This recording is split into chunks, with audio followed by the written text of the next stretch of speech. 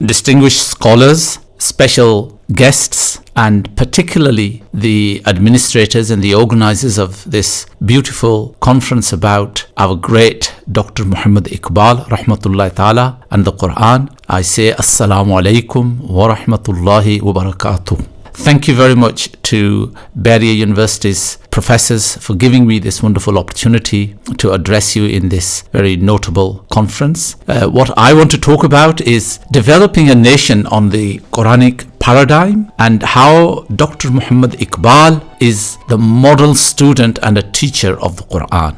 The Muslim world and Pakistan in particular faces a profound challenge. How can education nurture both technical skills and moral clarity? Recent reforms by the Punjab Department of Education requiring the study of the Quran with Urdu translation in schools and universities reflect a recognition that national renewal depends not only on the technical knowledge but also on nurturing students' character. Yet the success of such initiatives needs more than curriculum design. It demands living models who embody the transformative power of the Quran.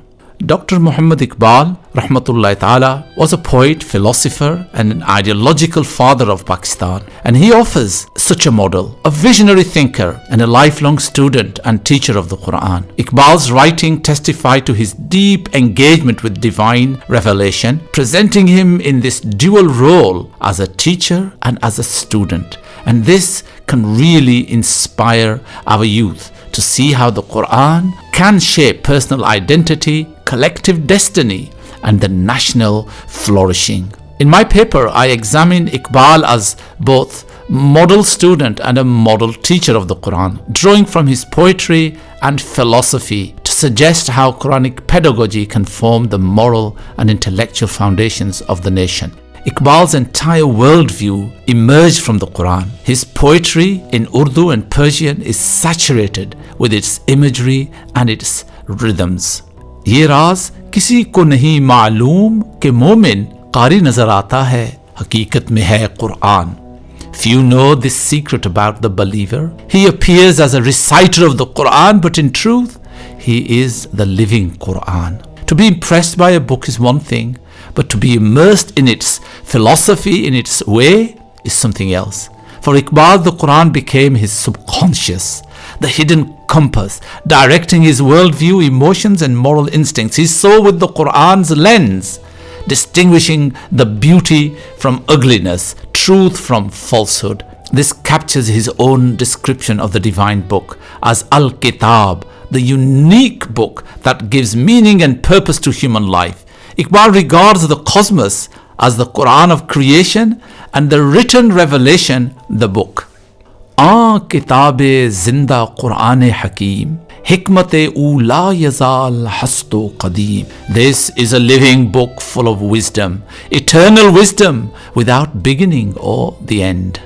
Becoming a student of revelation, Iqbal's personal testimony shows how this relationship was formed. He recalled, I used to read the Quran daily after the morning prayer. Whenever my father passed by, he would ask, what are you doing? I replied, reading the Quran. This went on for a few days, and until one day I asked, Father, you question me every day, and then quietly walk off. He said, Son, when you read this book, read it as though it is being revealed to you. This advice became the secret of Iqbal's intellectual and spiritual awakening. He later expressed this experience poetically when he said, Tere zamir pe jab tak na ho nazule kitab, gira kusha hai na razi na sahibe kashaf. Unless the book descends upon your conscience, neither Razi nor Zamahshari can untie its knots. Having absorbed the Quran's worldview, Iqbal became its eloquent interpreter for his generation. His teaching was not confined to classrooms or commentary, but expressed through poetry that stirred moral imagination. In Zarb-e-Kalim, his poem Taaleem-o Tarbiyat critiques the colonial education, and he says, Na taaleem se hoti hai shakhsiyat ki takhleeq, na hi isse hota hai insaan ka dil roshan. This education neither develops the character nor softens the heart. Iqbal's pedagogy centered on youth empowerment through Khudi, a call to realize the divine potential within. I translate Khudi as moral character. So this moral selfhood, moral character nurtured by the Quranic consciousness transforms individuals into agents of renewal. His celebrated couplet from Asrar-e Khudi expresses this spiritual ambition. खुदी को कर बुलंद इतना कि हर तकदीर से पहले खुदा बंदे से खुद पूछे बता तेरी रजा क्या है. Elevate your moral character so high that before destiny is decreed, God himself asks, tell me, what do you want? This is the antidote to fatalism and passivity. The Quran calls humanity to act as God's khulafa on earth. Iqbal's poetry revives this message in stirring language. In Bange Dara, his poem addressed to the students of Darul Uloom Deoband urges them to re-engage with the Quran as the key to the cultural and spiritual revival. Likewise, in Tarana-e Milli, Cheen o Arab Hamara, Hindustan Hamara, he presents the Quranic vision of the Ummah as a moral community transcending geography. For Iqbal, nation building begins with Quranic literacy. When the youth internalize divine ideals, an honest and a moral nation rises. So as a summary, Dr. Iqbal's enduring significance lies in his integrating of learning and teaching the Quran. As a student, he embodied reflective immersion, allowing revelation to form his philosophy of Khudi, this moral character of serving. As a teacher, he translated those insights into poetry that awakened moral strength and spiritual vitality.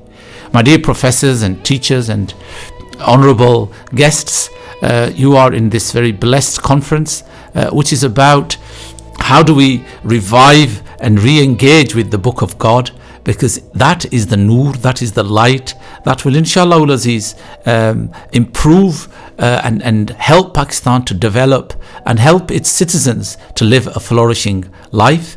My own work serving the Quran has been my translation called The Majestic Quran, which has become very popular in the West in English. Alhamdulillah, it is now being translated into Urdu with the help of Professor Shamsur Rahman, chairman of the Islamic Studies Department in Allama Iqbal University. He's got a team of mashallah professors and scholars who are translating it into beautiful Urdu, and the significance of that is that this is going to be plain, simple Urdu, but it will have headings, so the readers will know what topic they are reading, and also they will know what is the central theme, the markazi mawzu of that tafsir. This all will inshallah help in understanding the message of the Quran, the content of the Quran, the stories of the Quran, and inshallah ul aziz, its message. So thank you very much for listening to me. Allah bless you. Assalamu alaikum wa rahmatullahi wa barakatuh.